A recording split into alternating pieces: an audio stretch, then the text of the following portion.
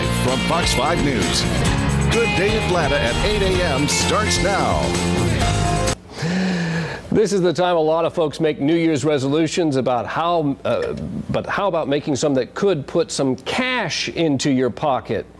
Owen Malcolm, the Senior Vice President of Sanders Financial Management, joins us with a look at what to take, some steps to take to help you in the new year. Good morning and Happy New Year to you. To you as well.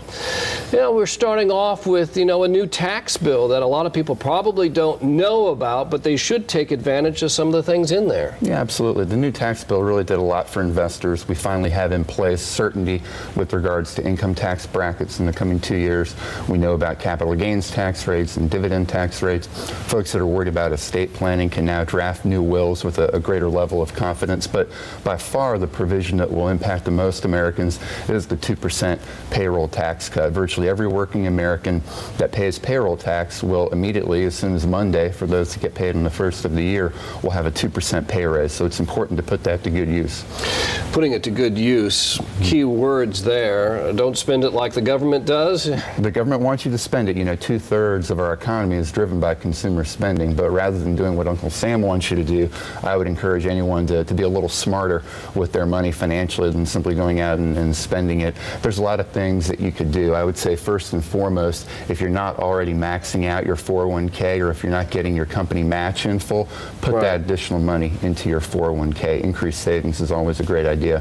Second would be debt reduction. A lot of folks coming off the holidays may have credit card bills left over, or even if you're fortunate enough not to have credit card bills, maybe you want to put a little more money every month into your mortgage. Debt payoff would be a great idea.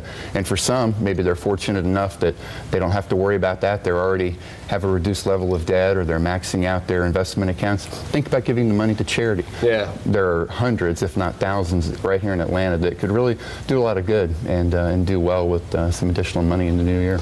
The trouble with having cash in your pocket is it sometimes leads to overspending. I mean, you get a little cash, but the TV doesn't, cost more than you got, and so you take it away from things that you shouldn't be doing. Absolutely. I think a good resolution for anyone in the new year is to get out of debt, or if not get out entirely, certainly reduce it. Debt, we always tell our clients, is the enemy of successful wealth building.